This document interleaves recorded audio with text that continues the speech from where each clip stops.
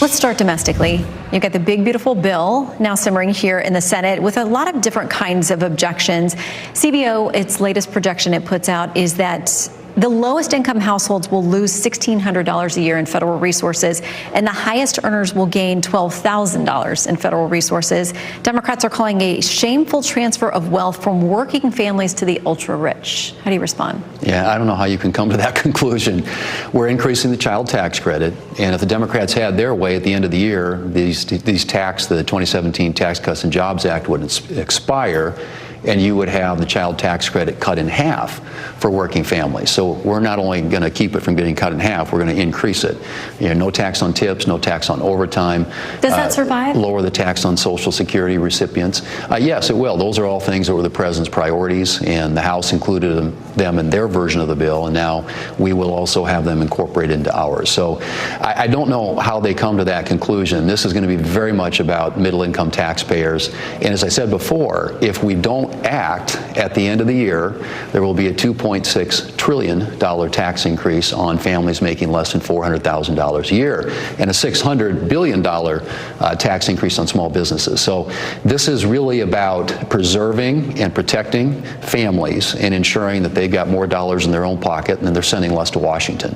But there are even those within your party who say they worry about the long-term impact, that it's not going to be good for families, for their kids and for their grandkids, because they don't see adequate offsets there and just more contributions to the deficit, which continues to grow. So what do you say to those folks who are within your own party and may not be a yes vote for you yet? Well, I would say, and I'm a pro-growth conservative, so what you want to get on one hand, Shannon, are pro-growth policies, and that's tax policy, it's regulatory policy, it's energy policy that creates greater growth in the economy. When the economy is growing and expanding, people are making money, taking realizations and paying taxes, and government revenue goes up.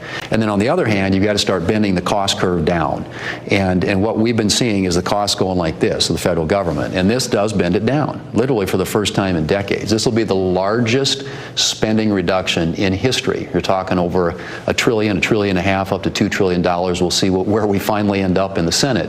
But it'll be a major reduction in spending, coupled with reforms to programs to get rid of waste, fraud, and abuse, and then also have on the other side pro-growth policies. You get greater growth in the economy, more revenue here, spend less here, and pretty soon you can start seeing things balance out. But you have to start somewhere, and that's what this bill does. And it is a big change from the way that things have been done in Washington for the last several decades. And again, I would argue it's the biggest spending reduction in American history. So let's talk about some of the specific objections. You've got members with Republicans on your side who need to work through. So we've got SALT, which is this exemption for people who are in high tax states for their state and local taxes. It's been raised to $40,000 on the House side. When I asked Senator Rick Scott about it last week, he said absolutely not. It's not going to survive. We should not be subsidizing blue state governors' wasteful spending. So there's a question about how much of it does survive, but you've got House members who say they tweak that and I'm now a no vote. Right.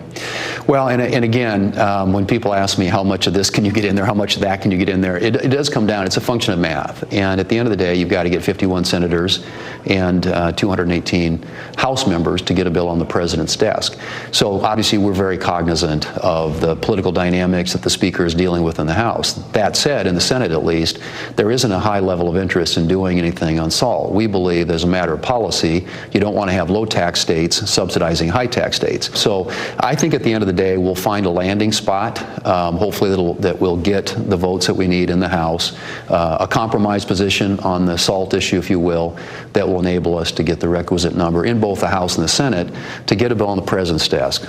So as you try to work all this out, Senator Cruz is among those out there publicly saying, I'm not sure this gets done by July 4th. How does it get done? Will you keep senators here through weekends and holidays? Absolutely. Yeah, it'll get done. We need to get it done, and I think it is a huge priority, obviously, for the president. He campaigned on it. This is an agenda that we are all committed to, and we will roll into the 4th of July recess if necessary in order to get this on the president's desk. Okay, let's talk foreign policy, because as you and I are talking, Israel has unleashed a number of strikes. On Iran, there have been return strikes. aimed primarily at its nuclear program, nuclear scientists, military leaders, air defenses, all kinds of things. Senator Chris Murphy is pointing the finger at Israel. He says, they're essentially blowing up the talks that the U.S. has been having with Iran, that President Trump has been cautioning. Let us try to get this deal done. But he then ultimately points to President Trump because he says if we hadn't left the Iran nuke deal, they wouldn't have advanced to the point that they are, that Israel feels like they have to act. Well, first off, I think President Trump is all about trying to keep America out of wars and to try and find paths toward peaceful outcomes and peaceful solutions. I think he's tried to do that with Iran. Iran has grown, I think, increasingly defiant of late in these talks and these discussions.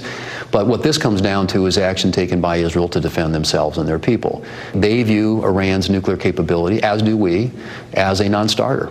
That is a destabilizing force not only in the region but in the entire world. And what you heard Prime Minister Netanyahu say when he spoke to Congress last year is that the only thing standing between Iran and the United States is Israel. And that's absolutely true. I mean, they're the little Satan, we're the big Satan.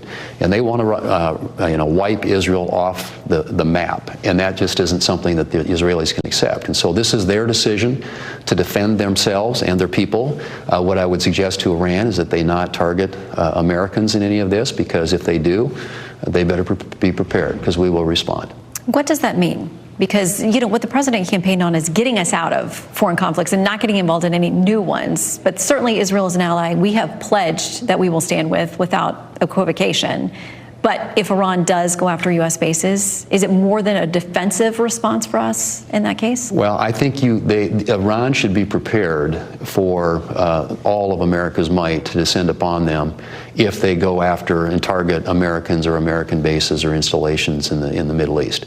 Clearly this is the Israelis taking action, trying to take out Iran's nuclear capability, and they view that as an existential threat to their existence. And frankly, they're right about that. But what the U.S.'s response will be triggered by is how Iran responds.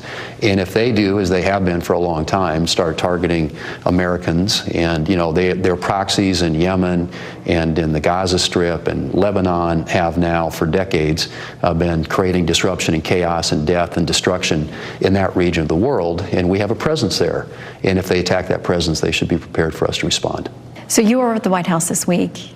What would you say is your relationship with the president? He had a lot of praise for you this week. He called you out by name and thinks you're doing a great job. Is the job what you thought it was? How much of is he a partner in you trying to get things done here? Well, I mean, to get things done around here, he's the closer. He has to help when we're trying to pass major legislation. Ultimately, has tremendous influence in talking not only to senators but to House members and ensuring that we're all operating as a team. Well, we'll watch as you tick towards that July 4th deadline with a very full agenda.